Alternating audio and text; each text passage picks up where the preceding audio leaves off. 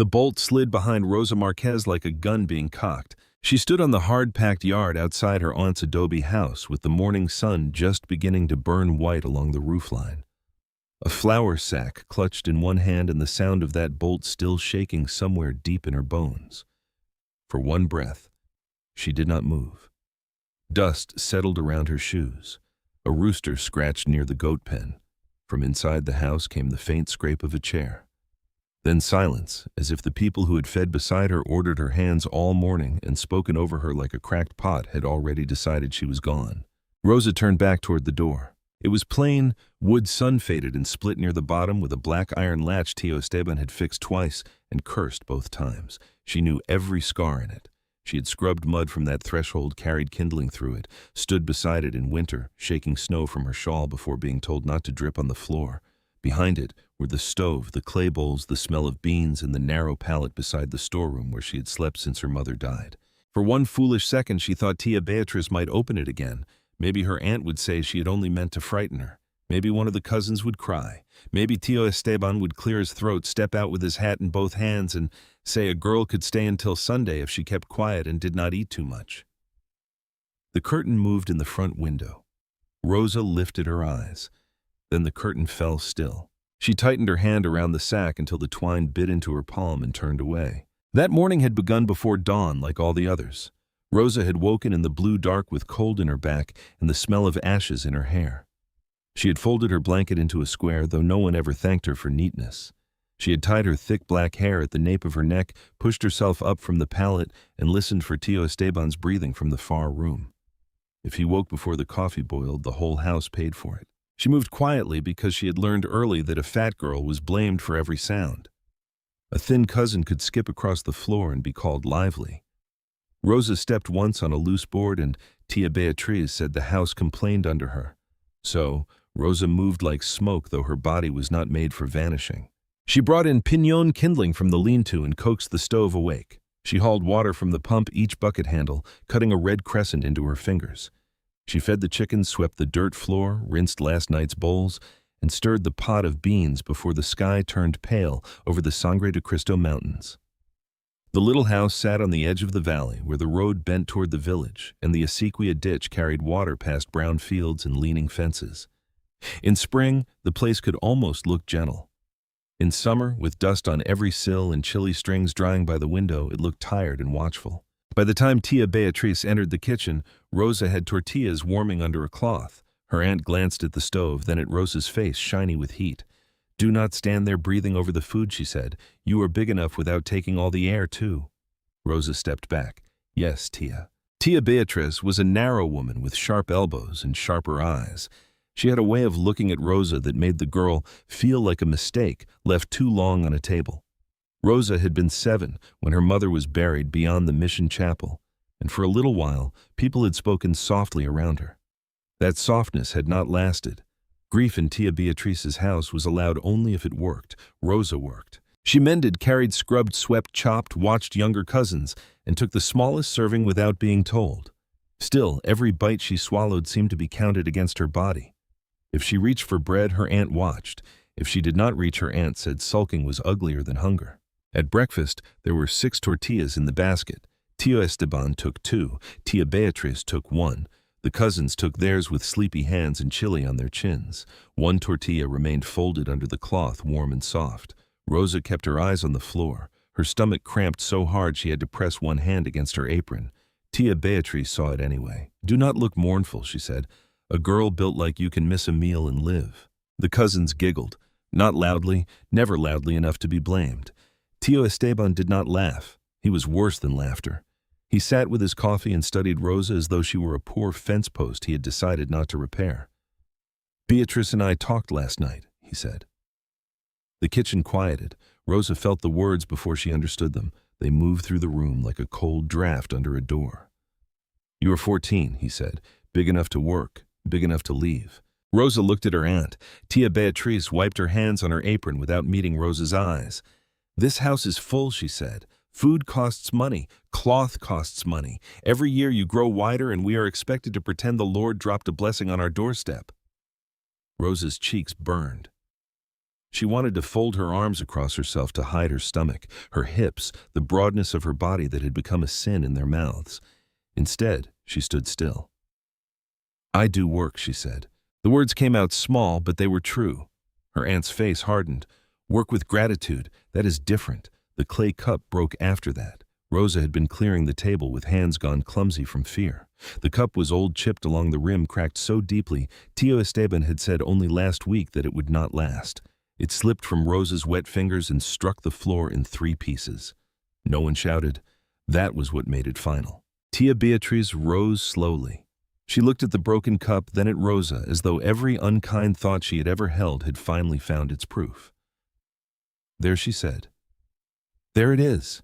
Rosa dropped to her knees. "I'm sorry. I can mend it, or work for another," with what Tia Beatriz snapped. "Thread ashes appetite." Tío Esteban pushed back his chair. "Enough." Rosa knew then. She knew before the flour sack came out, before Tia Beatriz crossed to the storeroom and pulled Rosa's 2 worn dresses from the peg. She knew before the shawl was folded, before the cracked comb was tossed in, before her mother's photograph was taken from beneath the pallet and slipped into the sack without one glance at the face.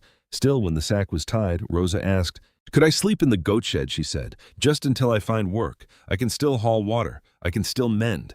I will not come to the table." Tia Beatriz's mouth tightened. Tío Esteban opened the front door. "If we let you stay one more night, it becomes 2, then a week, then another year." Morning light spilled across the threshold. Rosa took the sack. No one touched her shoulder. No one slipped her the last tortilla. No one said her mother's name. Now the house stood behind her locked. She walked, past the goat pen, past the pump, past the pile of split wood where she had once sat in the winter sun and stitched her cousin's torn sleeve. At the gate she looked back once and saw nothing but adobe walls and a still curtain. The road to the village was dry at first, pale dust rising with every step. The flour sack bumped against her thigh. The twine cut deeper into her palm, but she did not switch hands. Her other hand stayed pressed against her side over the place where the photograph lay hidden inside the cloth. The village chapel came into view near mid-morning, its little bell tower leaning against the sky. Rosa had always thought it looked kind from a distance. Up close, the front doors were locked. A notice curled beside them. Repairs unfinished, services held when possible. Rosa touched the handle anyway. It did not move. She pulled back quickly, ashamed of having tried. Across the road, Señora Adelina Baca came out of the dry goods store with a basket over one arm. Her eyes fell to the flour sack. She stopped for half a breath. Rosa waited without meaning to. Adelina looked away, not cruelly, not with hatred, only with the careful face people wore when they saw trouble and chose not to make room for it. Rosa lowered her eyes and walked on. By noon, heat gathered in the road. She passed the schoolhouse and heard children reciting sums through the open window. Once before her mother died, Rosa had sat at a desk there with a slate in front of her and chalk dust on her fingers. The teacher had said her name like it belonged among other names. She did not stop. Beyond the schoolyard, green apples lay beneath a fence fallen from the Baca orchard before ripening. Rosa's stomach twisted. She bent before she decided to. The nearest apple was small, hard, and speckled with dirt. No one was watching. Her fingers hovered over it. Then her mother's voice came back, soft as a hand smoothing hair from a fevered forehead. "Hunger can empty your belly, Rosa, but don't let it empty your name." Rosa closed her hand around nothing. She stood swallowed against the ache in her throat and left the apples for whoever owned them. The village thinned behind her. Houses became sheds, sheds became fences, fences became broken posts leaning under the weight of sagebrush and wind. The road narrowed into ruts. The Sangre de Cristo Mountains stood dark and blue ahead, their high ridges carrying clouds along their backs. By afternoon, Rosa's feet hurt. Her shoe rubbed a blister near the heel. Sweat dampened her dress beneath her arms and along the curve of her back. She hated the way her body announced effort, hated hearing Tia Beatriz's voice in her mind calling her heavy, greedy, slow. She stopped beside the acequia and knelt to drink from her cupped hand. The water tasted of mud and sun-warmed weeds, but it cooled her throat. She sat there a moment, breathing hard, watching the thin current slide between its banks toward fields that did not belong to her. A wagon came along the road. Rosa stood too fast. The driver was Silas Whitcomb, an Anglo trader who sometimes hauled goods between villages. He slowed when he saw her. "You headed somewhere, girl." Rosa opened her mouth. She could have said no. She could have said she had been put out. She could have asked if his wife needed washing done, if there was space in a barn, if he knew anyone who would trade work for supper. but she saw the hesitation in his face before a word left her. His eyes moved over the sack, her dusty dress, her round body, the loneliness of her standing there. "Trouble," his face said. "Yes, sir," Rosa answered. "Just down the road." Relief came over him too quickly. "Best get there before dark." "Yes, sir." The wagon rolled on. After that, she stopped hoping anyone would ask twice. The sun was low when she reached the old Ortega track. A broken board leaned near the turnoff, gray and splintered. Once it might have said Ortega Herreria y Reparación, but only a few letters remained. Children in the village whispered about the place. Don Tomas Ortega had been dead for years. His daughter had gone to Santa Fe and never returned. Some said the forge was haunted. Others said it had simply become useless. Rosa stood at the mouth of the track. Behind her, far down the road, supper fires were beginning. Families would be calling children inside. Doors would be closing against the evening chill.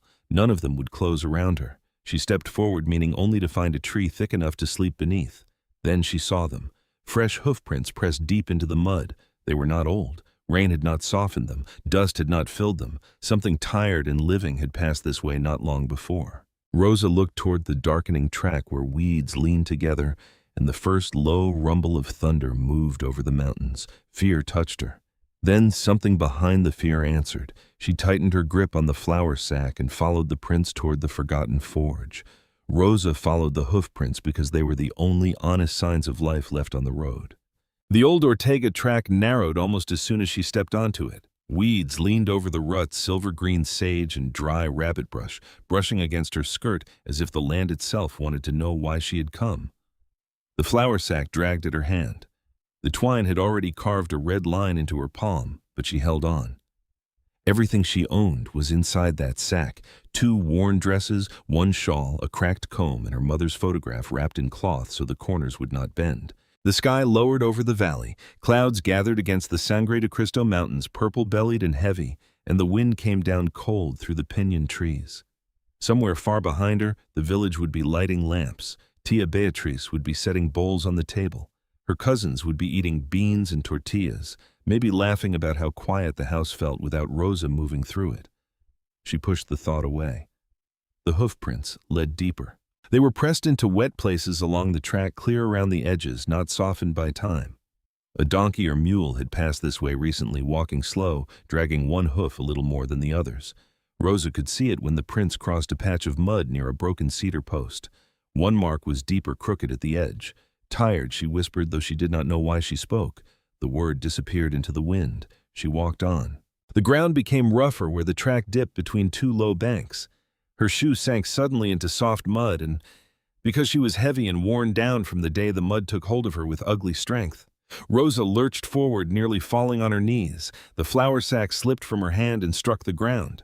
For a moment she stayed bent over, breathing hard. One foot trapped the other, trembling beneath her. Her aunt's voice came back as sharp as chilly smoke. "Too big for your own feet." Rosa pressed her lips tight. Crying would not pull the shoe free. She set both hands around her ankle and worked slowly, rocking her foot back and forth until the mud gave a sucking sound and released her. When the shoe came loose, the front sole peeled halfway away. She sat in the wet grass and stared at it. There was no one to blame, no one to ask, no one to say, "Hold still, child," and fix it for her. Rosa opened the flour sack, careful not to let rain touch the photograph. She took one of the older dresses and tore a strip from the hem. The cloth gave with a soft rip that felt like losing one more thing. She wrapped it around the shoe, pulling the strip tight under the sole and tying it over the top. Her fingers were clumsy from hunger, but the knot held. "There," she said. The word sounded small, but it helped. She stood and kept walking. The first drops of rain touched her face near the remains of the Ortega pasture fence. The field beyond had once been used for animals, but now tall grass lay bent under its own weight, and old wire sagged between posts gray with age. A rusted gate hung open on one hinge. Beyond it, Rosa saw the shape of a ruined adobe house. Most of the walls had fallen in, softened by seasons of rain and wind, but the chimney still stood black-mouthed and stubborn against the darkening sky. Farther back, half hidden by pinyon and juniper, sat the forge. It was lower than she expected, broad and squat, built of rough timber, with adobe patches along one side and a crooked tin roof that shivered under the wind. A faded sign hung above the front door. The paint had peeled until the letters looked like old bones, but Rosa could still make out enough. Ortega Herreria y Reparación. Her mother had once spoken that name. Rosa remembered riding in the back of a wagon years ago, her mother beside her with a basket of mended clothes. They had passed this road, and Rosa had asked about the iron shapes hanging outside the shed. Her mother had said Don Tomas Ortega fixed what poor people could not afford to replace. Was he rich? Rosa had asked. Her mother had smiled in that sad, tired way she had near the end. No, mi hija. That was never why he worked. Now the old shed stood silent in the rain. The front door hung partly open. Rosa stepped beneath the small overhang and looked inside. The air smelled of cold ash, damp wood, old leather, and iron. Dust lay over everything. A broad anvil stood in the center of the room like a sleeping animal. Hammers hung along the wall by size, their handles worn smooth by hands long gone. A forge of blackened brick crouched at the far end. Torn bellows hung above it. On the bench were boxes of horseshoe nails, rusted tongs, a cracked mug, and a leather apron stiff with age. The place did not feel empty. It felt waiting. Rosa set the flour sack just inside the doorway where the rain could not reach it. She stepped farther in, her heart beating hard enough that she heard it under the rain on the tin roof. Her fingers brushed the edge of the workbench. Dust came away black on her skin. Then she heard the breath. It came from behind the shed. Not wind, not thunder. A rough, low breath, slow and strained like something too tired to call for help. Rosa froze.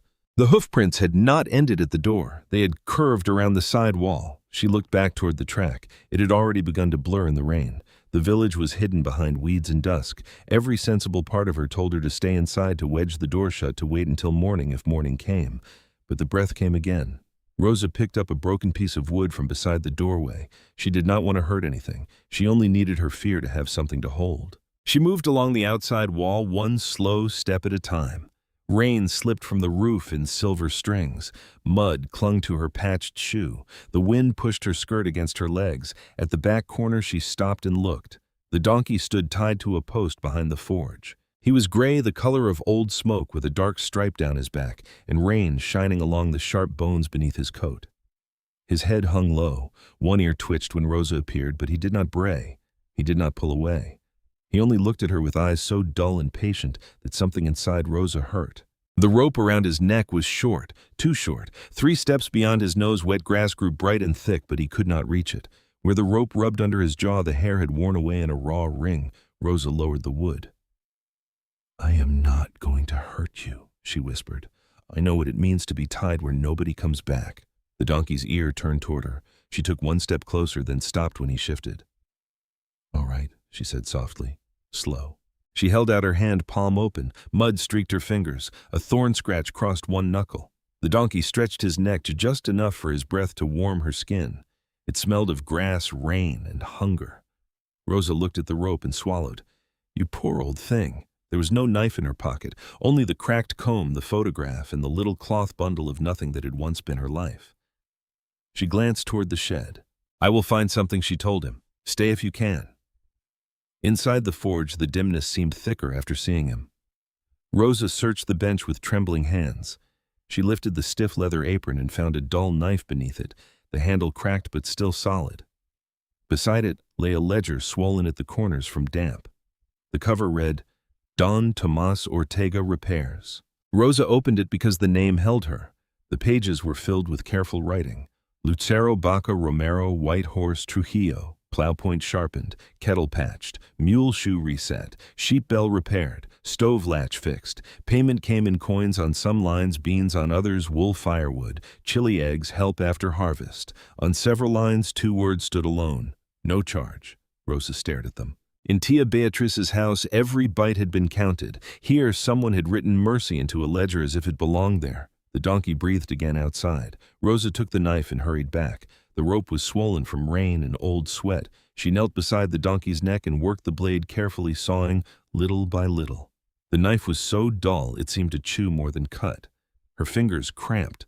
Twice the blade slipped and she jerked back, terrified she had hurt him. The donkey stood still. "Breathe," she whispered. She did not know whether she spoke to him or herself.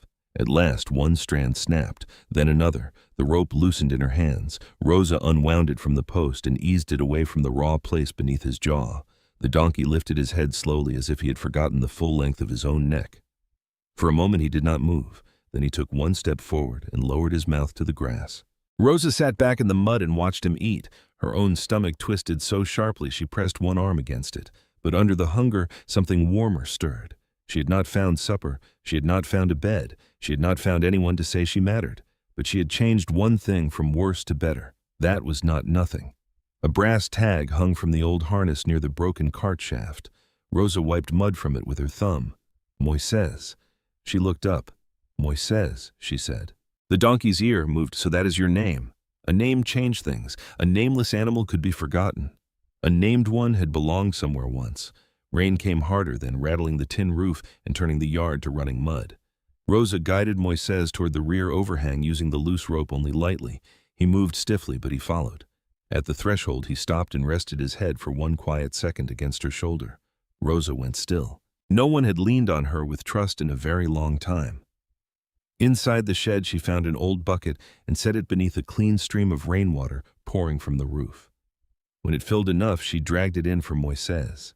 He drank slowly at first, then deeply. Rosa turned away before the sound could make her cry. She found a little dry chaff in the bottom of a feed sack and shook it into a wooden box. Then she searched for light. A cracked lantern had no oil. A matchbox in a drawer held 3 dry matches. She gathered shavings, scraps of paper, and splinters from a broken crate into a rusted coffee tin.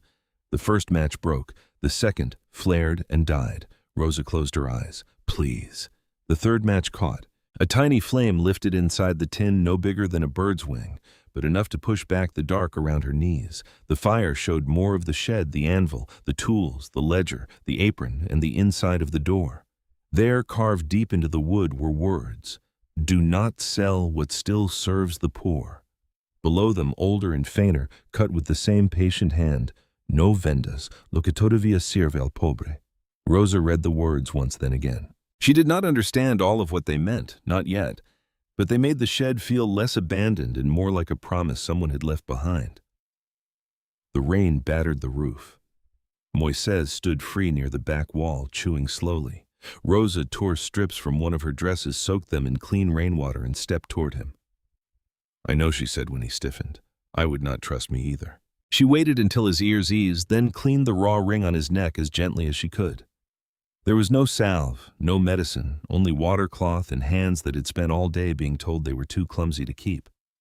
Tonight she made them careful. When she finished, she tied a loose strip over the sore place.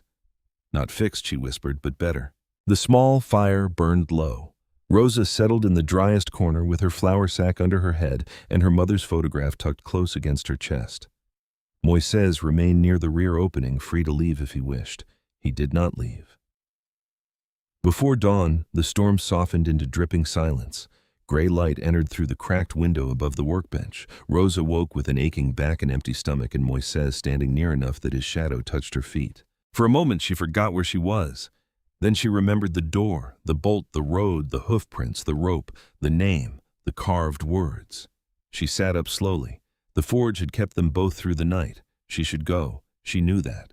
A shed was not a home, and a girl with no claim to land had no business staying where a dead man's tools still hung on the wall. But Moises needed water. His neck needed cleaning.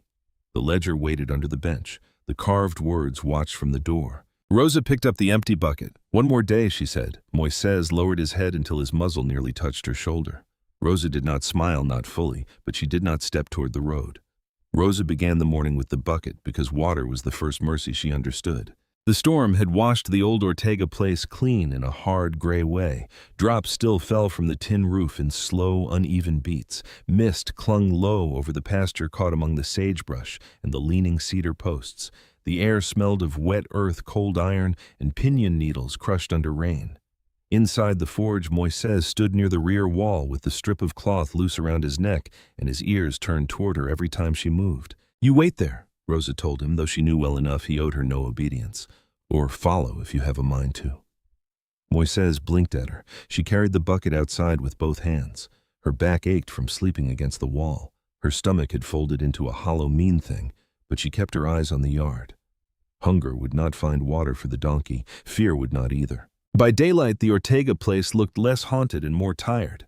The ruined adobe house sagged under the morning, its chimney still standing like a blackened finger. Grass had grown through the old cart path. Vines swallowed a storage lean-to. The post where Moises had been tied stood dark with rain, the cut rope hanging from it like a dead snake. Rosa looked away from it. Near the far fence, half hidden by rabbit brush, she saw an iron pump handle. Her heart lifted before she could stop it. She pushed through the wet weeds, set the bucket under the spout, and worked the handle. Nothing came. The pump groaned like an old man turning in sleep. Rosa tried again. Rust shrieked inside the pipe. She braced her feet in the mud and put her weight into it. The handle fought her, and for one bitter second she heard Tia Beatrice saying that a girl her size ought to be good for something besides eating. Rosa pushed down hard. The pump coughed. A brown spit of water struck the bottom of the bucket. She kept pumping. The first stream was muddy, then cloudy, then clearer. Not sweet, not clean as mountain snow, but water enough to live by. She filled the bucket halfway and carried it back slowly so she would not spill. Moises met her at the threshold. He still moved as though the rope might return if he stepped too far. "It is all right," Rosa said. "Nobody tied you this morning." He lowered his mouth to the bucket and drank. Rosa watched him until he lifted his head. Only then did she return to the pump and drink from her own cupped hands. The water tasted of iron and old stone, and it was the best thing she had ever swallowed. After water came light. Rosa pushed open the front door until it scraped against a rock. She shoved the rear door wide and propped it with a broken wagon rim. Morning entered the forge in long, dusty shafts. The light showed everything. The night had hidden mouse droppings in the corners. Rotten leaves packed against the forge bricks, a dead bird beneath the workbench. Spiderwebs looped from hammer to hammer, and ash so old it had turned gray-white as bone. Rosa found a broom with half its straw missing. She swept. Dust rose around her skirt. Her arms ached. Her patched shoe slipped twice on the damp floor. Still she swept until a patch of packed earth near the rear wall looked clean enough for Moises. She dragged broken boards outside, stacked bent iron beside the wall, and shook old feed sacks until dry chaff and dust flew into the air. In the loft above the lean-to she found hay. Most of it had gone moldy at the edges, but the center of one bundle stayed dry. She picked through it carefully, tossing aside the sour pieces and saving what she could. When she laid it in a wooden box, Moises lowered his head and ate with slow seriousness, as if he had learned never to trust plenty. Rosa stood watching him, and the sight warmed her more than food would have. When Moises had eaten, she untied the cloth at his neck. The raw ring looked less angry than before, though the skin was still tender. She rinsed it with clean water and tore another strip from her dress. The hem was ragged now, but the wound needed covering more than she needed neatness. "There," she said, tying the cloth loosely. "You look almost respectable." Moises sneezed into the hay. Rosa's laugh surprised her. It came out small and rusty, but it came out. By midday, hunger had made her hands tremble. She found nothing to eat except 2 kernels of dried corn stuck in a crack of the workbench, and even she was not desperate enough to pretend they were a meal. To keep from thinking about food, she opened Don Tomas Ortega's ledger. The pages smelled of damp paper and smoke. The writing was careful, square, and steady, Lucero plow point sharpened, pay after harvest, Baca kettle bottom patched, paid with eggs. White horse sheep bell repaired, paid with wool. Romero widow stove latch fixed, no charge. Mission chapel bell hinge repaired, no charge. Rosa turned page after page. Names from the valley crossed the paper like people walking through a door. Some paid in coins, some in beans, chili, firewood, cornmeal, wool labor. Some had no payment written beside them at all, only a short note in Don Tomas's hand: hard winter husband, sick children, hungry, roof fallen. Near the bottom of one page, written apart from the accounts, was a sentence: "A tool kept working can keep a family standing." Rosa read it once, then again. In Tia Beatrice's house, work had meant proving she deserved the corner where she slept. It meant earning scraps and still being told she cost too much. But these pages spoke of a different kind of work: a hoe handle repaired before planting, a kettle patched before supper, a wagon rim tightened before a family lost the road to market. A tool kept working could keep a family standing. Maybe hands could do that too. Outside wheels creaked. Rosa froze. Moises lifted his head from the hay. A man's voice called from the yard. "Anybody breathing in there?" Rosa closed the ledger and stepped to the door. A thin farmer stood beside a mule cart holding a hoe with a split handle and a bent iron head. His hat was dark with old sweat. His boots were caked with mud up to the ankle. He looked at Rosa, then at the open forge, then at Moises. "Well," he said slowly, "you are not Don Tomas." "No, sir. Didn't figure." He shifted the hoe in his hands, uneasy now that he had found someone where he had expected only dust. "My name is Matteo Lucero," he said. "My south field is too wet for the big plow. This hoe gave out yesterday. My wife said old Ortega used to keep spare handles, and I thought maybe something usable was still lying around."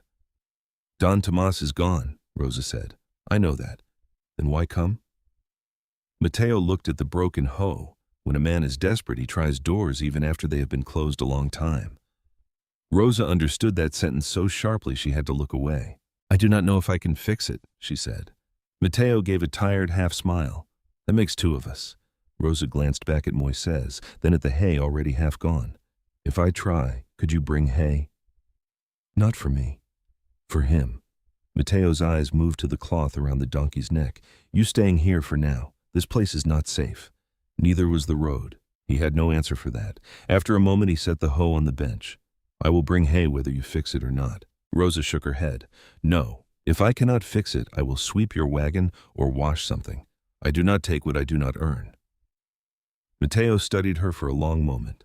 Not her size, not her torn dress, not the mud on her shoes, her face. Then he nodded. Fair enough. When he left, the forge seemed to grow larger around her. Rosa stood over the hoe and felt fear crawl up her throat. It was one thing to free a donkey. It was another to touch a man's tool when his field waited on it. She knew how to mend cloth and patch shoes badly. She had watched Tio Esteban fix handles while complaining, had handed him nails, had held boards steady. But watching was not knowing. She searched the shelves and found 3 handles. One was cracked. One was too thick. The last might fit if she shaved it down. She found a rasp, a mallet, and a tin of old wedges. The broken wood was stuck in the iron head and would not come free. She worked at it for nearly an hour, sweat running down the sides of her face palms burning. Once frustration rose so fast she almost threw the handle against the wall. Instead, she opened the ledger again. In the margins, Don Tomas had drawn little sketches of wedges, pins, collars, and angles. They were not pretty. They were useful. Rosa copied what she could. By late afternoon, the handle fit badly but firmly. The iron still wobbled. She pressed it against the floor, and the head shifted. It would not hold through wet soil. She looked at the forge. The cold fire pot stared back like a dare. "No," she whispered. Moises chewed hay and offered no opinion. Rosa gathered dry coal from a covered bin, picking around the damp pieces. She cleared ash from the fire pot. She found curls of dry shaving beneath the bench and tucked them under the coal. Her hands shook when she took the matchbox from the drawer. The first match snapped. The second flared and died. Rosa swallowed. The third caught. Flame licked the shavings. Smoke rose thick and bitter, making her cough until her eyes watered. She nearly stepped back. Then a small orange glow appeared beneath the coal. Rosa gripped the torn bellows and pressed. The glow brightened. She pressed again. A spark jumped. The old forge breathed. Light spread over the anvil, touched the hanging hammers, warmed the dust on the wall.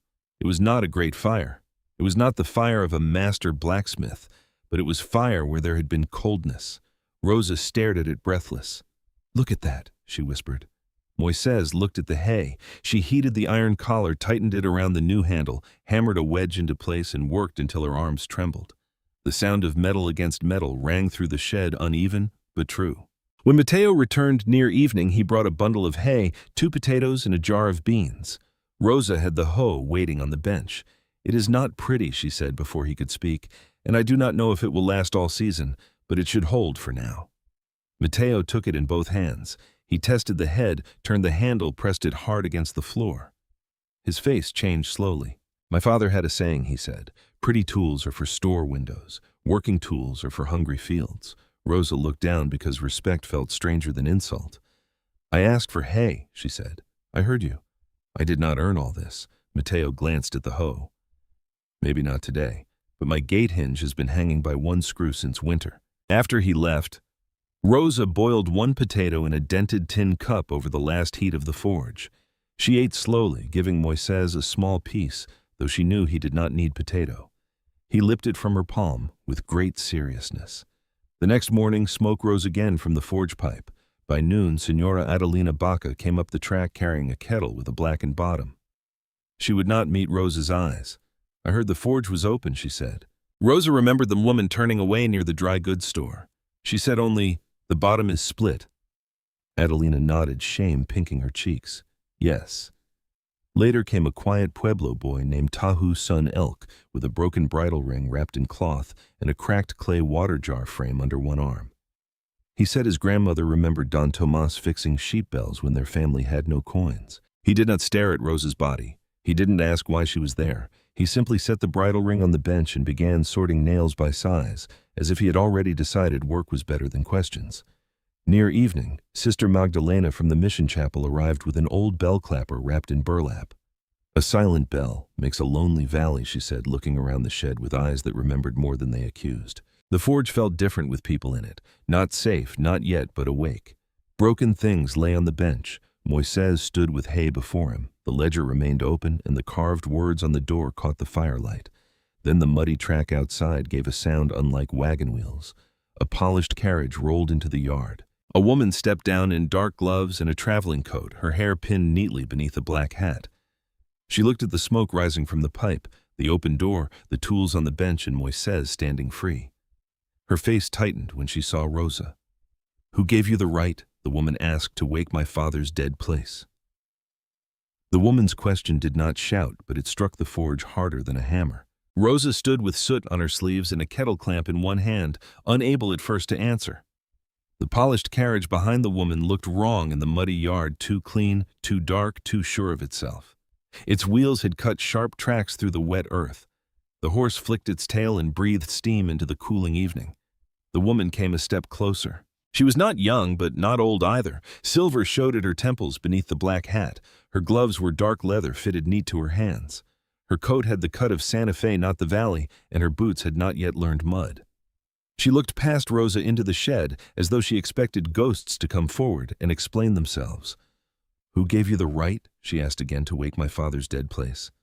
Moises lifted his head from the hay. At the sound of the donkey shifting, the woman's face changed, only for a heartbeat. Something opened there, quick and wounded, before she closed it again. Rosa lowered the clamp. "I didn't know it belonged to anyone who meant to come back." That was not an answer. "No, ma'am," Rosa swallowed. "I found him tied behind the shed. He had no water. The rope had cut his neck." The woman's eyes moved to the cloth around Moises's throat. "That animal should have been cared for." "Yes, ma'am." "I mean, by someone with the right?" Rosa felt heat rise up her neck. Her body, already heavy with shame from too many years of being noticed unkindly, seemed to grow larger in the doorway. Adelina Baca stood near the bench with her broken kettle pressed to her apron. Tahu's son Elk had gone still beside the nail box. Sister Magdalena watched from the shadow near the front door, the wrapped bell clapper in her hands. Rosa said, "I did not know who to ask." The woman drew a folded paper from inside her coat. "I am Isabel Ortega. Don Tomas Ortega was my father. This land, this shed, these tools, and that donkey are part of his estate." The name made the room tighten. Rosa looked at the ledger on the bench, at the hammers, at the glowing forge, at the carved words inside the door. Don Tomas had become real to her through handwriting, iron, and mercy. Now his daughter stood in the flesh, and she looked at the place not with love, but with pain. "You are his daughter?" Rosa asked softly. Isabel's eyes sharpened. "That is what I said. I am sorry. I moved things. I swept. I used coal. I didn't know. No one was supposed to use anything." Mateo Lucero came into the yard, then leading his mule cart with 2 broken gate hinges in the bed. He stopped when he saw Isabel. His face lowered into the careful respect poor men gave people who held papers. "Miss Ortega," he said, taking off his hat. "Mr. Lucero." He looked from her to Rosa. The girl fixed my hoe. I can see the valley has been busy remembering this road. Mateo glanced toward the forge. "Some of us still need it." Isabel's mouth tightened, not with surprise, but with an old answer already waiting. "Some of you needed it 20 years ago, too." No one spoke. She stepped inside the shed. Her eyes moved over the swept floor, the open ledger, the tools laid in rows, the little heap of repaired things beside the anvil. She stopped before the carved words. "Do not sell what still serves the poor." The forge light trembled across her face. For a moment Rosa thought Isabel might touch the carving. Instead, she turned away. "I have a buyer coming by sundown," Isabel said. "The land will be sold. The shed will be cleared." Adelina let out a small breath. "Cleared?" Mateo asked. "The timber may still be worth something. The iron can be sold for scrap. The rest will come down." Rosa stepped without thinking between Isabel and the rear wall where Moises stood, and him, Isabel did not look at the donkey. I will arrange for him. Arrange. The word sounded like a rope being tied. He is not scrap, Rosa said. Isabel looked at her then fully. I never said he was. You said it like it. Silence dropped through the shed. Tahu's hand closed around the edge of the nail box. Sister Magdalena lowered her eyes, but she did not leave. Isabel's voice went colder. You are a child trespassing in a building unsafe enough to bury you if the wind shifts wrong. Whatever kindness you imagine yourself doing here does not make this place yours. I know it is not mine. Then you understand. Rosa wanted to answer, but too many things stood in her throat. The bolted door, the locked chapel at Alina. Turning away Silas Whitcomb's relief when she did not ask for help. Moises's raw neck, the first spark in the forge. She did not own the shed, but she knew what it had done after everyone else refused to do anything. Mateo stepped forward carefully. Don Tomas helped my family more than once. My father helped many families, Isabel said. That was part of the trouble. Mateo's face fell. Isabel looked at the men and women in the shed, at the tools in their hands and the guilt in their eyes. You came when your plows broke. You came when your hinges snapped. You came when your wagons could not reach market. You came with eggs, wool beans, promises. You came because Tomas Ortega could not bear to watch poor people lose what little they had. Her voice shook, and for the first time it did not sound proud. My mother died in a house with bowls under 3 leaks, she said, and my father was out here patching a stranger's stove because the widow had children. I carried water while he carried mercy to everyone but home. The forge was quiet except for the soft settling of coal. Then Isabel said low and hard, a good purpose does not excuse a tired daughter waiting at home. The words changed the air. Rosa had wanted Isabel to be cruel. It would have been easier. Cruel people could be stood against like locked doors. But Isabel's hurt had roots, and Rosa felt them reach into ground she understood. Waiting. Wanting to be chosen. Watching someone give kindness elsewhere while your own hands stayed empty. Sister Magdalena spoke gently. Your father was not a perfect man, Isabel. No, Isabel said. But the valley made a saint of him because saints cost less than debts. Before anyone could answer, another carriage rolled up the track. This one was broader, heavier, with brass lamps and a driver who looked bored by mud. A thick man in a brown coat stepped down, holding papers under one arm. His eyes touched the shed, the forge pipe, the broken fence, and finally Moises. Miss Ortega, he called. Still standing, I see. For the moment, Mr. Ketchum. Silas Ketchum came inside without removing his hat. He looked around the forge as though the building had already become boards in a pile. Access road will be simple enough once this comes down. Freight storage along the west side, maybe a feed shed. Shame about the roof, but the iron may fetch a little. His gaze landed on Moises. Animal included. No, Rosa said. Ketchum blinked, then looked her up and down, his mouth bent. And who is this? No one, Isabel said too quickly. The word hit Rosa in the chest. Isabel heard it after it left her mouth. Her face moved, but she did not take it back. Ketchum chuckled. Well, whoever she is, the fat little blacksmith will need to clear out before papers are signed. Can't have strays attached to property. Rosa's cheeks burned so hot she almost stepped back. Almost. Moises moved close behind her, his shoulder brushing her arm. On the other side, Tahu came silently to stand near the donkey's head. He did not speak. He only stood there small and steady, and somehow Rosa found her feet again. Then a boy came running up the track, slipping in the mud, gasping for breath. Pa, he shouted toward Mateo. The lower Acequia gate broke loose, waters cutting through the young rose. Mateo went pale. If that channel keeps running wild, he said half to himself, it will take the beans by morning. The valley seemed to lean toward the sound of that danger. In that country, water was not only water, it was crop-bred winter debt life. A broken Acequia gate could ruin a family faster than fire.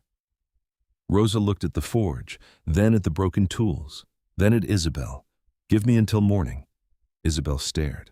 For what? To fix what I can. The brace, the gate pin, whatever broke.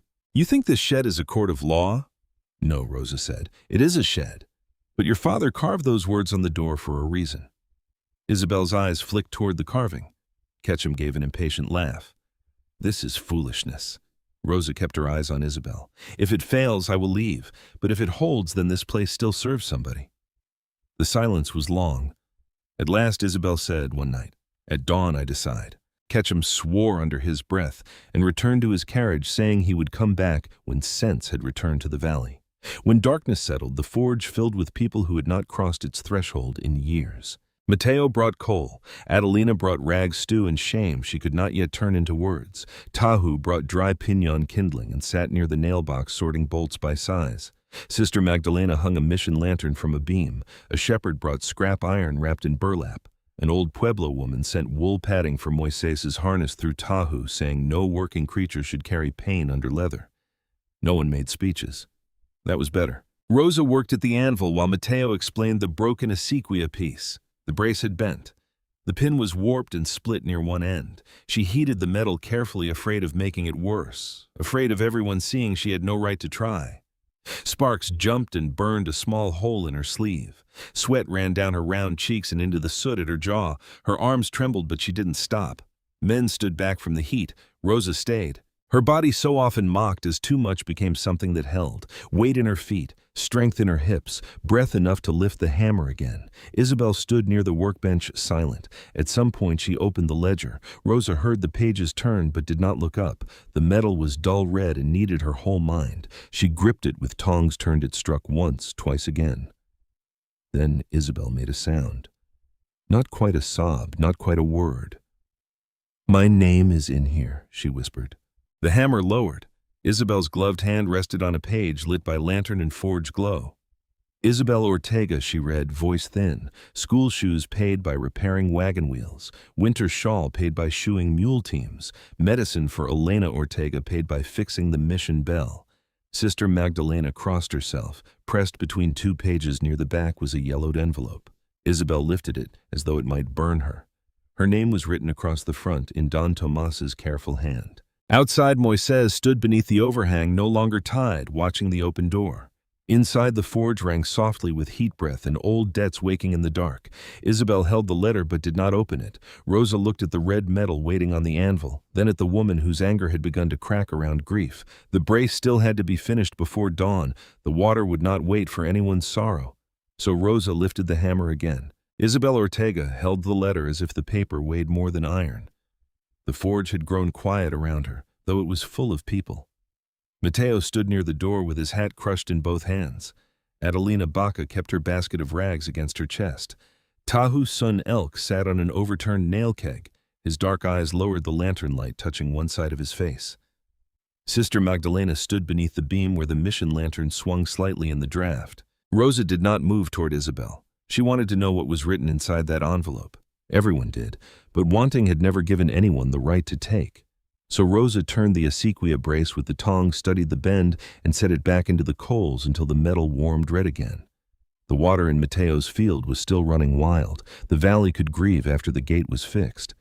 At last, Isabel opened the envelope. The sound of paper unfolding seemed louder than the forge. Her lips moved once before any words came out. When she began to read, her voice was thin like a thread pulled too tight. "My Isabel," she said, then stopped. No one spoke. She tried again.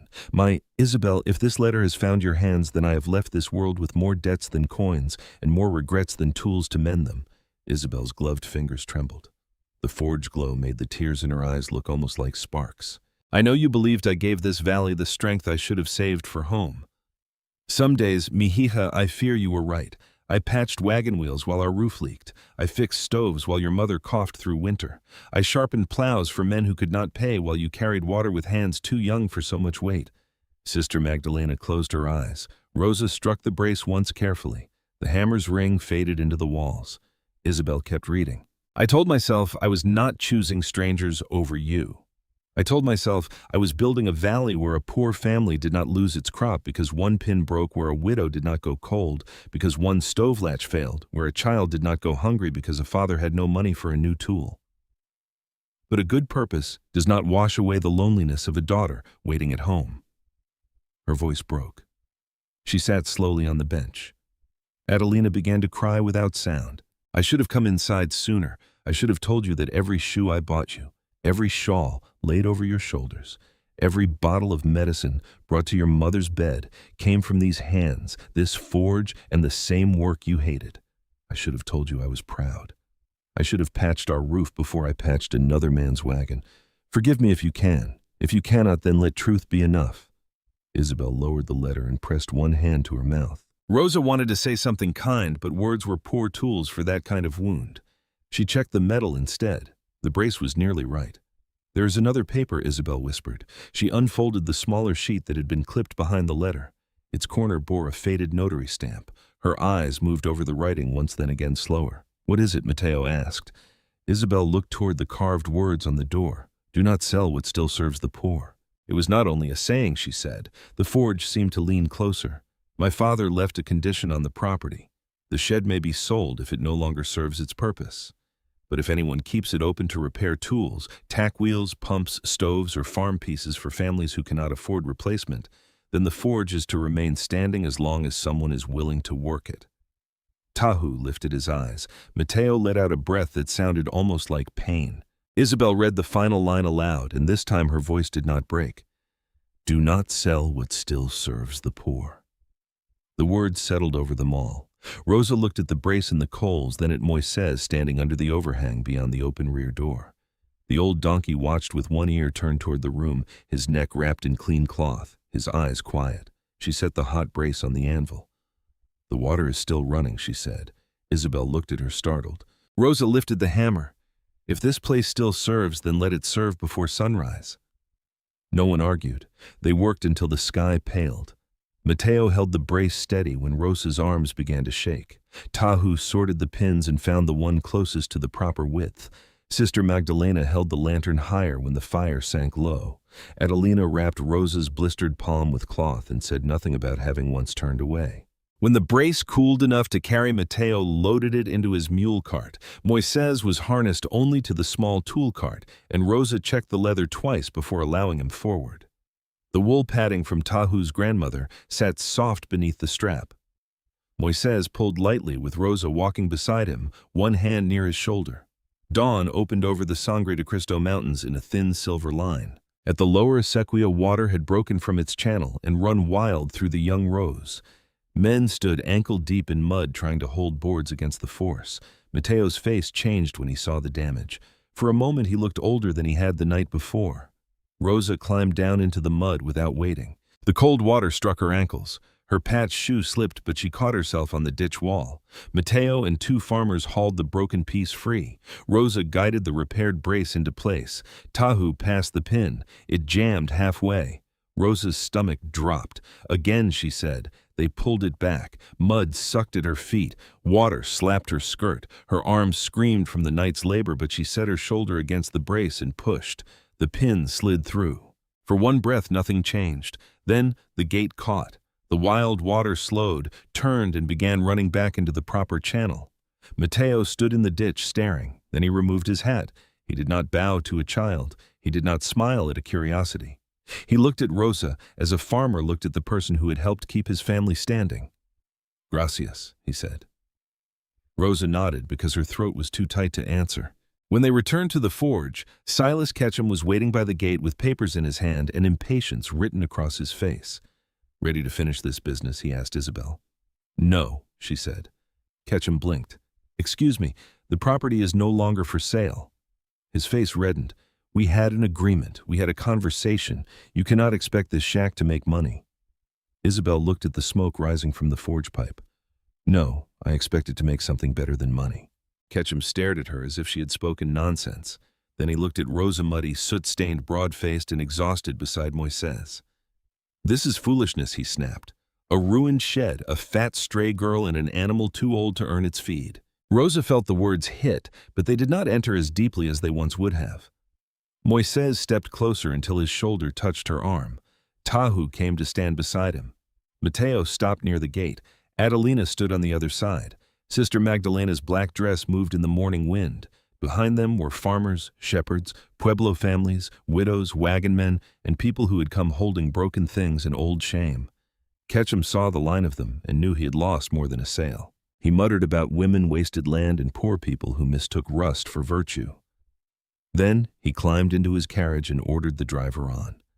Dust rose behind him. It settled at Rosa's feet. For once, dust did not feel like shame. It felt like something leaving. By afternoon, word had spread farther than anyone expected.